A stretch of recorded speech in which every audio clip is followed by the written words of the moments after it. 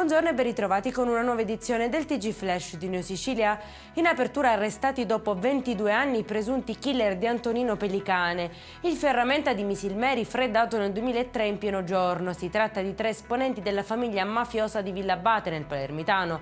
Le indagini riaperte grazie a un collaboratore di giustizia hanno ricostruito il delitto maturato nella guerra interna tra fazioni rivali.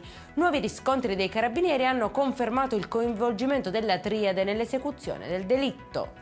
Investe un 45enne sul ciglio della strada e scappa via. È stato identificato e denunciato il 47enne che lungo la statale 123 a Campobello di Licata ha travolto un camionista sceso dal mezzo per un controllo. L'uomo, ora indagato per lesioni stradali aggravate e omissione di soccorso, si era dato alla fuga lasciando la vittima in fin di vita, sequestrata l'auto, ritirata la patente. Il ferito resta ricoverato in terapia intensiva al Policlinico di Palermo. Tensione per i titolari di 5 esercizi commerciali della borgata di Sferracavallo a Palermo che hanno trovato delle bottiglie di benzina davanti alle saracinesche. Gli investigatori stanno verificando collegamenti tra questo episodio e l'incendio avvenuto nel rimessaggio di Isola delle Femmine con 11 imbarcazioni danneggiate. Trasforma il garage in un deposito di esplosivi, denunciato un 57enne dopo il ritrovamento di armi, migliaia di munizioni e oltre 13 kg di polvere da sparo.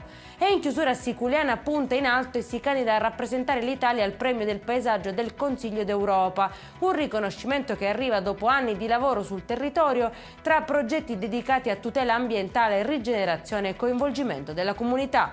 Per questa edizione è tutto, prossimo appuntamento alle 19:30. Buona giornata!